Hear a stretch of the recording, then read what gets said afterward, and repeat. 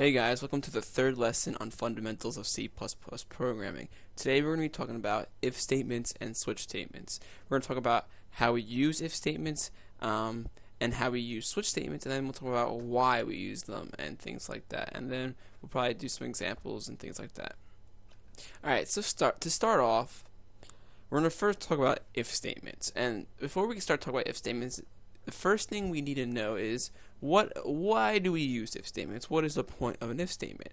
And the point of an if statement is to allow us to control or sort of control program flow, right? With an if statement, we can determine whether do we want to run this set of code or do we want to run this set of code. It allows us to do specific actions depending on different conditions, you know. So if someone is, let's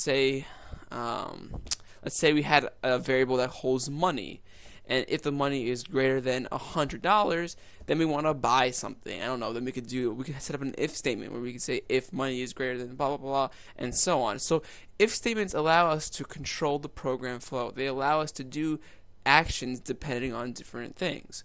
So the first thing to note is when we use an if statement, we have to anything that goes inside of an if statement's condition has to be something that evaluates to a Boolean expression, or that is something that evaluates to either a true or false value.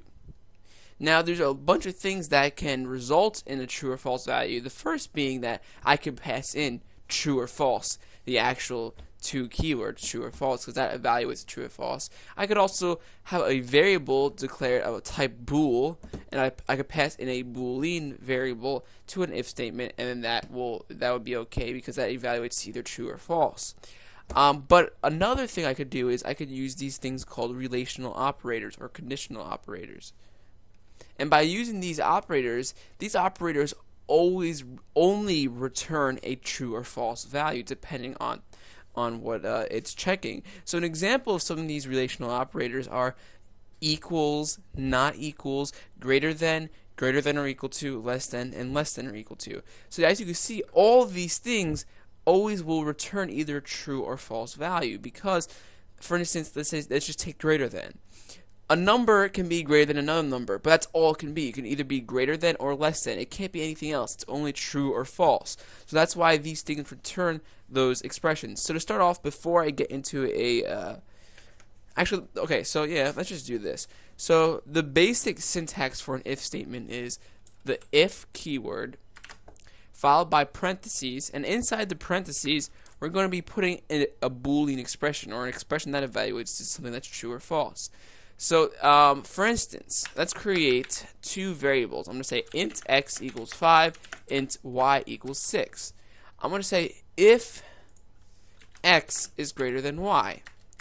I'll set up blocks for the time being. I'll show you the difference here in a second. So, without doing any code, this basic if statement is saying if x is greater than y. So, if 5 is greater than 6, which we know it's not, so this would be false. But if that is true, then it would run this code that's inside this block. Now, I'm going to go ahead and remove the block, and I'm just going to put a line of code. I'm going to say cout x is greater than y. So right now, if I ran this program, I'll go ahead and run it. As you can see, I get no output.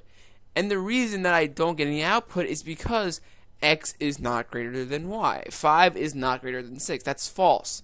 Now, when it comes to if statements, if you do not supply parentheses or a block with that if statement, it only includes the first statement following the if statement to be a part of that if statement. So because, like I said, because there's no blocks, only this statement is included in the if statement. If I were to go out and say cout and write always right here, like that, no matter what, always will always show when I run because always is not a part of that if statement. As you can see, because this if statement is false, that's why we don't see this output, but this one's still showing. Now, even if I go ahead and tab it in and make it look like it's part of it, it's not a part of it still. This will still show. The only way to include this statement to be a part of the if statement is by go ahead and adding a block of code around that. By adding this block to this if statement, it now says that these two statements are a part of this if statement. So when I run it now we see that nothing, because that always is now a part of the if statement. So when we want to group multiple statements inside of an if statement, we'll use blocks. So if we want to go ahead and make this statement true, however, if we just switch the numbers and made this 6 and made this 5, now this is a true statement. And now we're saying if x is greater than y, or if 6 is greater than 5. Is 6 greater than 5? Yes, it is. If I run this, now I'll see the two lines of output, as you can see. Okay, so this is the basics of an if statement that does not check for if it's false. Because as you can see, this if statement is only checking for if things are true. Now, there's another part of the if statement that we're going to get into here in a second that we can check if this is false, then we'll do something else. So that's the whole point of the if statement. But before we do that, let's go ahead and make a simple program that uses these basic if statements. The program that we're going to be creating is pretty simple. We're going to ask the user to enter in a score for the Mets. So they'll enter a score for the Mets. Then they're going to enter a score for the Yankees. So we'll record that data and store it into variables. We'll then use some if statements to do some checking. We'll first check to see if the Mets is greater than the Yankees score. Then we'll just display "Let's go Mets." If the Mets is less than, then we'll say "Let's go Yankees." If they're equal to, then we'll have to do a different algorithm to see what we're going to do if there's a tie. And you'll see what we're going to do. We're pretty much just going to ask them to enter a new score and to make sure it really is a tie, and then we'll do the checks again and display some messages. So it's a really basic program, but it just shows you how we can use if statements. Now, before I do this, I just want you to know that how we set up this program, even though it's perfectly fine to do it this way, we could use if-else statements, which that's going to be coming up after, and that allows us to check for if the condition is false. So it would probably be easier to use if-else statements in this example, but I just wanted you to see an example first before I go on and do the if-else statements. So let's go ahead and do this. So I'm going to go ahead and delete this code right here. So the first thing I'm going to do is I'm going to create two variables that are going to hold my scores for each of my teams. So I'm going to say int Mets score and int I guess do Yankee score. Now that I have my two variables that are going to hold my data that's entered in from the user, I'm going to ask them to enter in the data. So I'm going to first say cout. I'm going to say enter score for the Mets, and I'll do a little endl. Then I'm going to read in the data that they entered in for the Mets. So I'm going to go Mets score. What am I doing? cin Mets score. Now that I have the Mets stored into a variable, I'm going to ask them to enter in the score for the Yankees. So I'm going to say cout enter score for the Yankees. And then I'm going to say cin Yankees score. Okay, now that I have this, at this point in the code, we have both the number for the Mets and the number for the Yankees. So we have that stored. The next thing we need to do is let's go ahead and start doing some if statements to see who has a greater score and whatnot. So we're going to say if Mets score is greater than Yankees score, then we're going to set up our block and we're going to say cout let's go Mets. So that's our message that if the Mets are greater than the Yankees. Now I'm going to go ahead and change it. I'm going to say if Mets score is less than Yankees score, then I'm going to say cout go Yankees.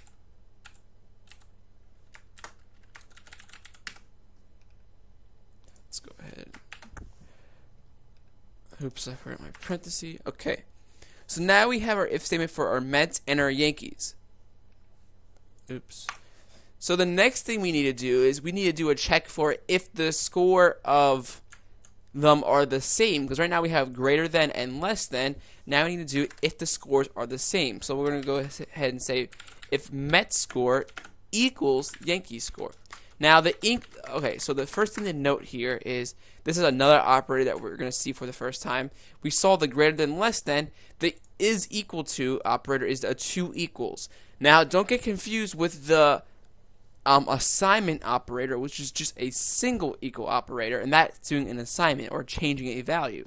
The double equal is doing a comparison. We're saying if the Mets score is equal to the Yankees score, return true or false. Right? We're not doing any assignment. We're just trying to get a true or false value. So by doing this, we're saying if they're equal, then we have a tie on our hand. So we'll go ahead and do some output and say a tie question mark. Nah, can't be. Oops. Backslash n. Backslash n, by the way, is for a new line. So we have our first line of output. Let's go ahead and say cout. Let's do another line. Let's go ahead and say give me the real score for the Yanks. So then they'll enter in the real score. So I'm going to go backslash n. So what we're doing here is I'm saying, okay, I'm assuming, no, this can't be right. Give me the real score for the Yankees to see, make sure it really was a tie. So I'm gonna go cin Yankee score. So I'm gonna get the Yankee scores again. Oops. I'm gonna get the Yankee scores again, reassign it to my Yankee score variable. So then we could do another comparison to make sure.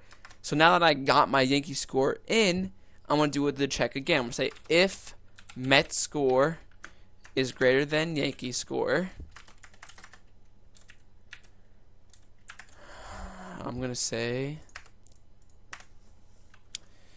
cout, I knew it. Let's go Mets. So that's my first thing I'm going to do. So if the Mets did really win, let's go Mets. I want to do another one. If the Yankees score, or I could say less than in this, but if the Yankees is greater than the Mets score, I want to say cout, knew it, let's go Yanks. Oh my god, I can't type today. Let's go Yanks. So there's our second one. And the third one we have to do again is to check it if they are the same. And if they are the same, that means we really had a tie. So I'm going to say cout. Wow. We really did have a tie. Like that. Now that we had that, the last thing I'm going to do outside of this if statement, I'm just going to go ahead and write cout, thanks for telling me.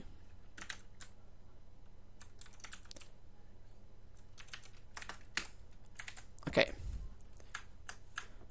So let's go over this exactly what's going to happen. So the first thing we did is we created two variables that will hold the scores.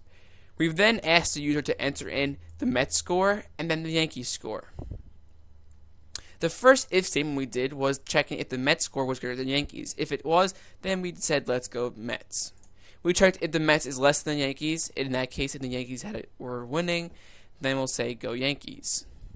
If they are the same score, then we're going to go in and do some new output to make sure it really was. So we're going to say a tie. That can't be. We're going to say, give me the real score of the Yankees. So then they re-enter the score for the Yankees, and then we do our three checks again, because we have to do them again. So we said, if the Mets is greater than the Yankees, I knew it, let's go Mets. If the Yankees is greater than the Mets, let's go Yanks. And if they're the same, wow, it really was a tie. And then we just say, thanks for telling me. So if I run this program, we start off by saying the score of the Mets. I'll say 10. The Yankees, I'll say 7. And it says, thanks. It says, let's go Mets. Thanks for telling me. Let's try this again. This time, let's make the Yankees winning. So I'll go 5, 10. Go Yankees. Thanks for telling me. And this time I'm going to set them equal to each other. So I'm going to go 10, 10, a tie. Now that can't be. Give me the real score of the Yankees. So I'll say, oh, the real score of the Yankees was an 8. I was joking before. And then it says, I knew it. Let's go, Mets. Thanks for telling me. So this is the basic program using if statements. Now, like I said, we can rework this using if-else statements, which we're going to get to now. But this is how we could do it with purely just if statements. So here, it's pretty basic. Yeah, so let's start talking about if-else statements. So let's go ahead and delete this. Okay, so the first thing to note about else statements is that the else portion of the if statement works identically to the if portion, right? The only difference with the else portion is that the else portion goes off if the if portion is false. So if we use an if-else statement, we will always get output no matter what, because something can only be true or false. So if we go back to our old example, int x equals 5, int y equals 6, say if x is greater than y, then we'll say cout x is greater than y. I'll do \n. So that's our first portion. If I ran this program, we would see that we get no output because x is not greater than y. But if I add my else portion to this if statement by going else, adding my blocks, just like the if statement, so I go else, block, cout, and I say x is not, or I'll say not greater than y. Like that. Now this time I have an if and an else. So what happens is it does this check. If x is greater than y, it will do this portion. If x is not greater than y, then it will jump to the else portion and only do the else portion. So if I run this now, we can see what we get is x is not greater than y. And that's the else portion of the if statement. So we can see that what happened was it realized that this is not true and it jumped down to the else portion. So let's go ahead and make a simple program that's going to ask the user to enter in two numbers, and all we're going to do is check which one is bigger, and then we're just going to say if one is bigger than the other. Or we'll just say, if the first number is bigger than the second number, and so on. So to do this program, let's go ahead and start by creating our two variables for each number. So we'll say int first number, int second number. We're then going to say cout, enter the first number, and then we'll say cin first number. Then we'll say cout, enter the second number, cin second number. So we have our two numbers stored. Now we're going to do an if statement. If first number is greater than second number, then we're going to say cout. Let's use some placeholders. Actually, the first time I'm just going to say first number is greater than second number, and then the next time around I'll plug in the numbers. So let's just go first number is greater than second number, like that. \n. And then we're going to say else. So this is the else portion here is going to go off if first number is less than second number. I'll say cout first number is less than second number. So this is our program. This is it. Let's go ahead and run it. So we can see enter first number, I'll say 5. Enter second number, I'll say 6. And we see first number is less than second number. If we run it again and switch the numbers this time, I'll say 6 and then 5. We see first number is greater than second number. So that's how our if statement is set up. Now instead of doing this, I'm going to use some concatenation. I'm going to plug in my actual numbers. So I'm going to say, in this time, I'm going to say first number, like this, greater than, let's do spaces like that, And then for our second number, let's go ahead and delete this, it'll be easier. I'll go second number, like that. Wow, I'm a noob today. Okay, so with this, all I said was I plugged in first number and second number, and I just show the sign. And that's what I'm going to do here as well. And this time I'm just going to switch the sign to less than.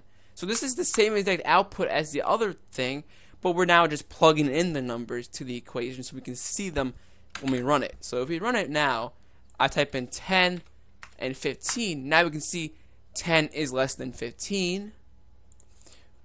Or we can go 15 and 10, and we can see 15 is greater than 10. So by plugging them in, like I said, we can just see the numbers. But it's the same thing as just going first number is greater than the second number. It's the same thing as just plugging in first number and second number. So that's the basics with if and else. Okay, so another thing to note real quick. I'm not going to go into this too much. I'm just going to go over it really quickly because it's a fairly easy concept to wrap your mind around. So if statements can be nested. Now, if you don't know what being nested means, it simply just means that you can have an if statement inside of another if statement, or you can nest them. So, for example, if I had int x equals 5, int y equals 6, int z equals 7. So I have three variables, they're all declared 5, 6, 7. If I go if x is greater than y,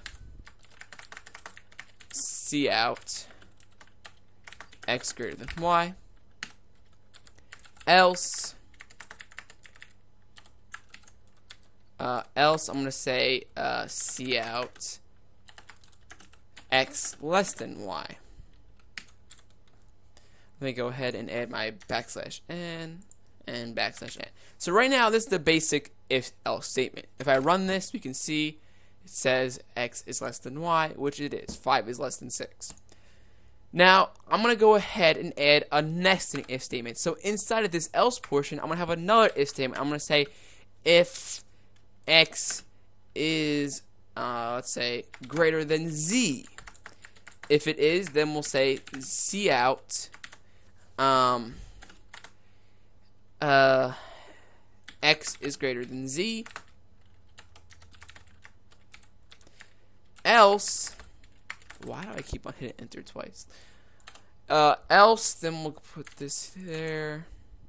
Tab, x is less than z.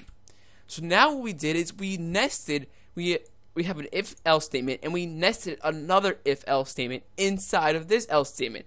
So this nested if statement will only execute if it enters this else block, which only enters that if this is false. So if this is false, it comes into this else portion. If then it evaluates this if statement and then does the action depending on whatever, if this is true or false in that. So like I said, this is really basic. It's just nesting. So our output that we get is x is less than z, and the reason we get that is I'll follow it through. If x is greater than y, if 5 is greater than 6, no, that's false. Go to the else portion.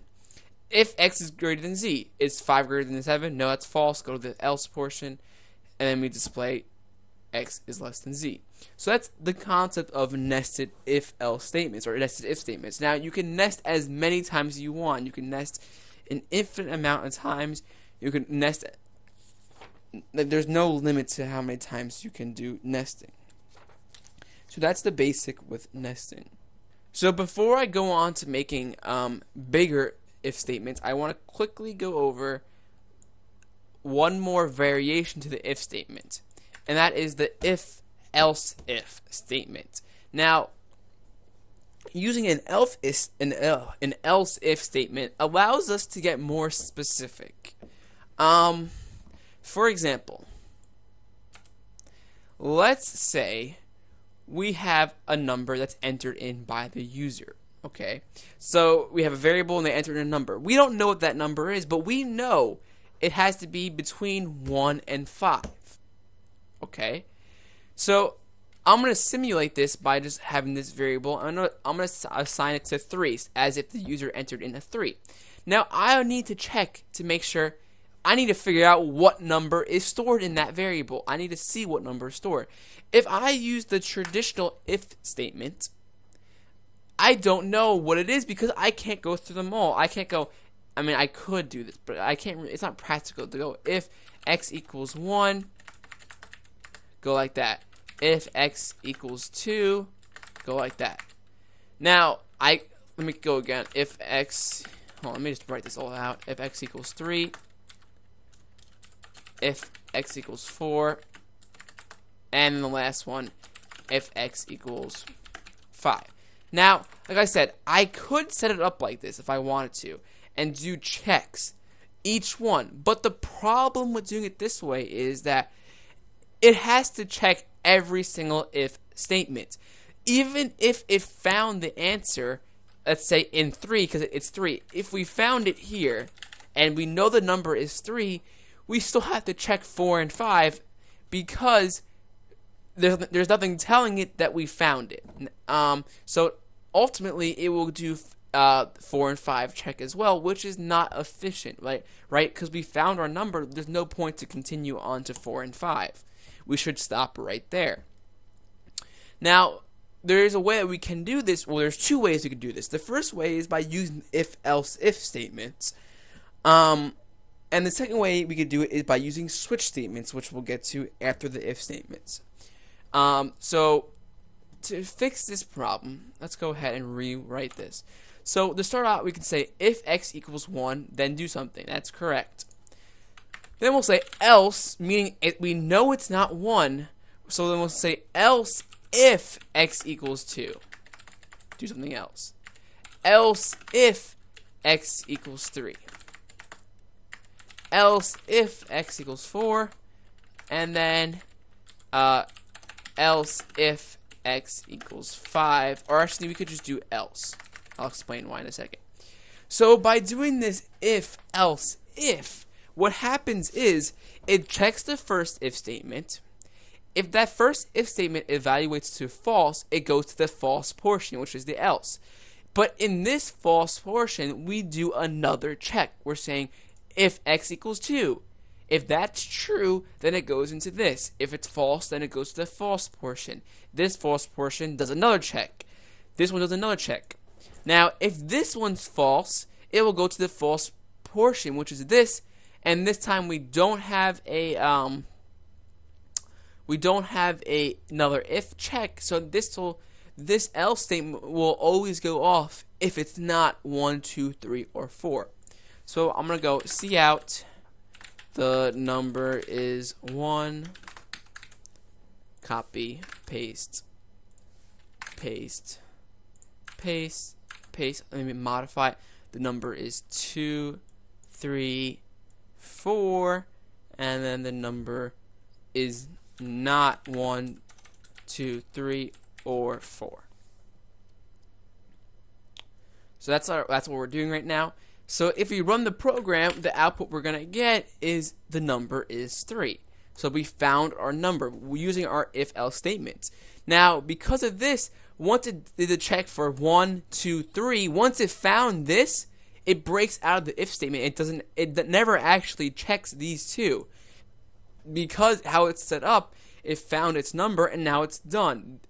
With the if statements, without doing the if-else's, it would continue all the way down until the program ended. But with this, it stops right there and then jumps and then continues where it left off from right here. So that's the bonus of using the else if. I'll go ahead and change my number to, let's say, 4. This time it will say the number is 4. And if I make it anything besides 4 or 1, 2, 3, 4, if I make it 10, it will do the else portion because it didn't find any of them, so the number is not 1, 2, 3, or 4. So this is how we could do some checking like this. Now, like I said, there's another way that we can do this kind of stuff, and that's by using the switch statement, which I'll get to after we're done with if statements. But this, yeah, so this is the basic way that we can set up and do a comparison that goes on for, it tries to get as specific as it can, finding a certain number or finding a certain student or whatever you're dealing with. This is how we can do a check like this using the if-else statements. Like I said, it's not practical to just do separate if statements because it has to check every single one even after it found the correct answer. Okay. Alright, so the last thing I'm going to talk about in this lesson for if statements, we still have switch statements to do, but that goes pretty quickly. The last thing to do with if statements is combining expressions together to make more or make bigger expressions. So these ways that we can combine these expressions is by using logical operators. And logical operators allow us to combine things together and make a bigger expression. So there's two logical operators in particular that I'm going to be showing you. There's actually three, and the third one is the not operator, which just just converts it. If it's true, it goes to false. If it's false, it goes to true, and that's the exclamation point. However, the two other operators are the AND and OR operators. The AND operator combines expressions together and evaluates the whole expression evaluates true only if every single one is true. If one is false, then the entire thing is false, and I'll show you what I mean by that. And the OR operator combines expressions together, and the whole thing is true if at least one of the expressions is true. Only one has to be true.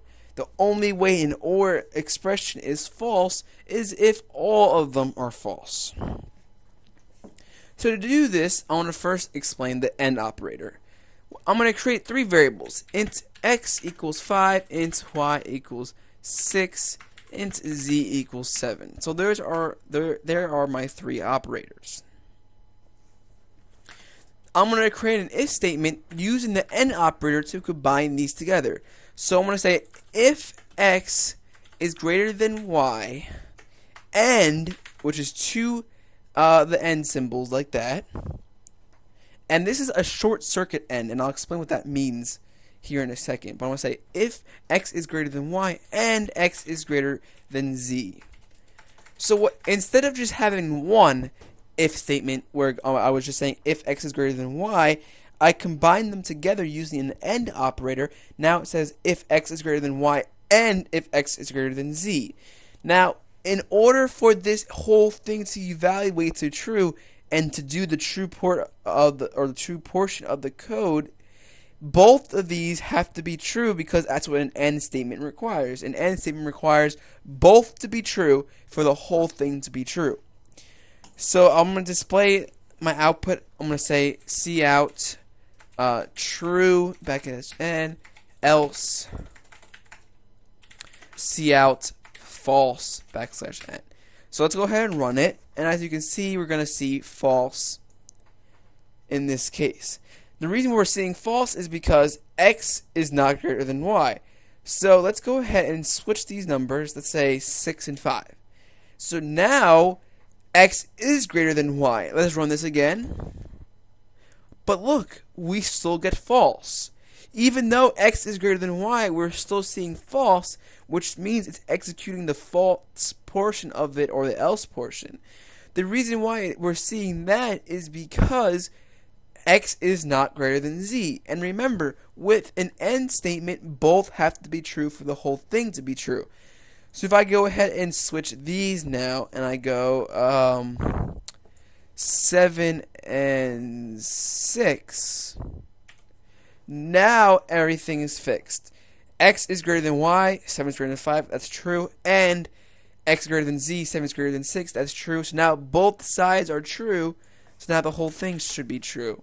If I run this, I see true now, because both sides are true. So that's the AND statement, combining it.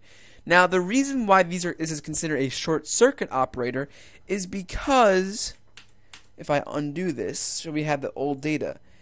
Oh, actually, let's go back to this. With this data, once it evaluates this first portion, that x is greater than y, because this evaluates to false, it stops right there. It doesn't even continue on to check this portion because it doesn't have to check it.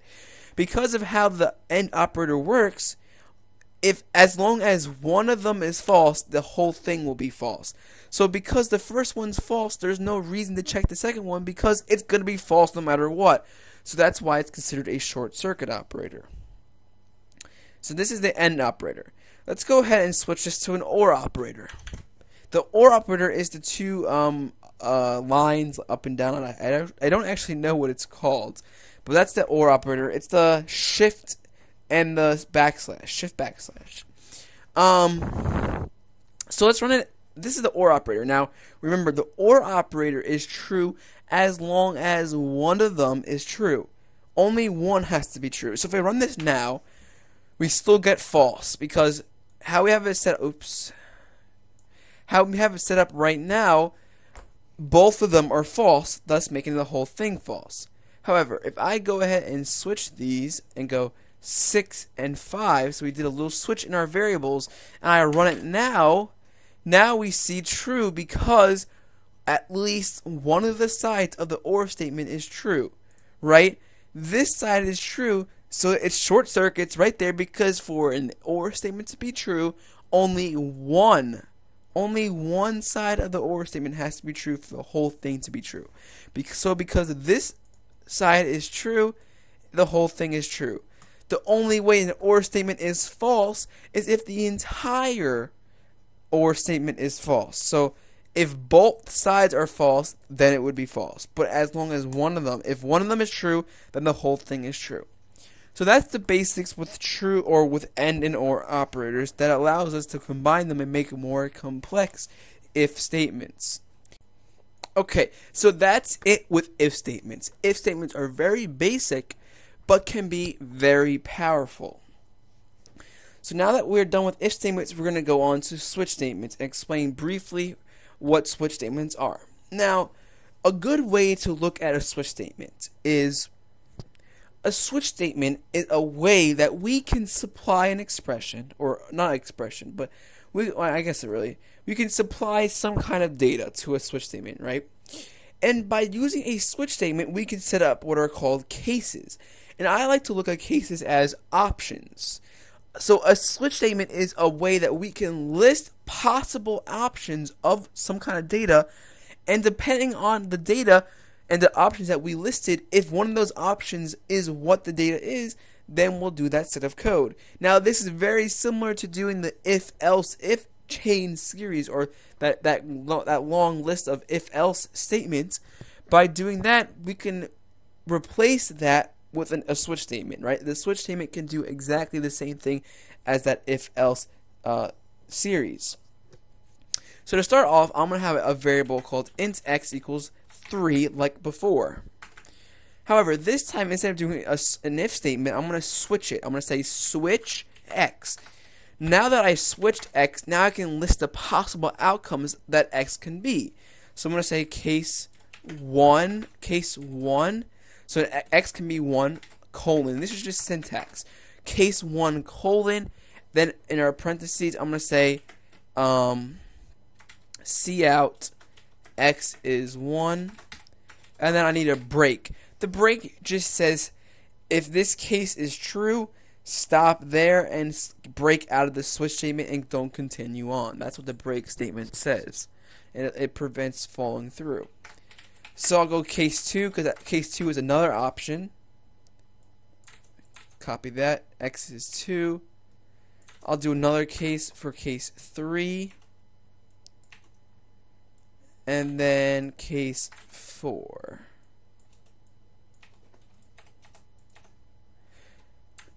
So this is our switch statement right now. We said switch x. X has the possible outcomes of 1, 2, 3, or 4. Anything else is not part of it. So I said if x is 1, then do this by saying case 1. If x is 2, then do whatever's in case 2. If x is 3, do whatever is in case 3 and case 4. So if I run this program, we get the same output with the if statements. We see x is 3.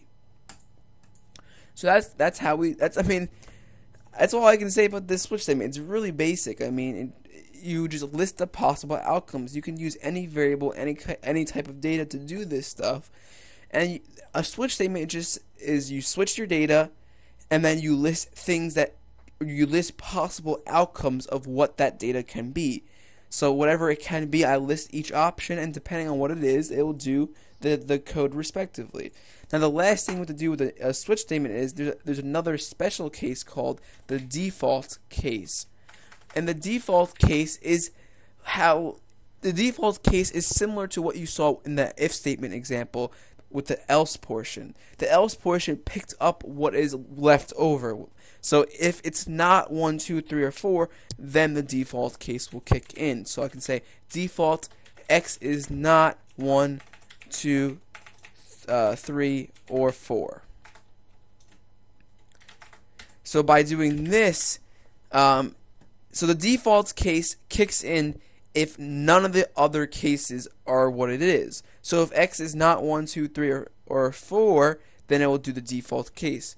So if I just make this, let's say 13, and run it now we see we get the default case to kick in. X is not 1, 2, 3, or 4. So that's it. Switch statements can replace that if-else chain series, and the switch statement is very useful for things like this. There's so many times that you'll have a problem, you'll be writing code, and you'll be like, okay, how do I solve this? And most of the time it's going to be a switch statement. Switch statements are really good when you have data that you need to check, and if that data can only be a certain amount of things. For instance, let's say we had an integer that can be either 1 to 12. And depending on what number it is between 1 and 12, it represents a certain month in the year. So if they entered in like 1, it would be January. So the best way to do that is by using a switch statement. I could set a switch statement up to show January, February, and so on. However, I could use if-else statements and do it like that, but that's more work. The switch statement is just easier to read and easier to use. So that's it. That's the basics of if statements and switch statements. I hope you guys enjoyed it. And yeah, if you guys want to see anything else, any specific things in C++, you can go ahead by all means and leave comments, and I will I will do anything you guys want to see. If you don't suggest anything, I will continue with my fundamental videos. These are very similar to my fundamental videos on C#. I'm trying to cover all the things I do in C# and C++. I separate the videos a little bit differently to maybe make them shorter or whatnot, but I should cover all the same content that I do in C#, and then soon to be Java as well. I'll be doing this all for Java also. Alright, so thank you for watching. I hope you all enjoyed.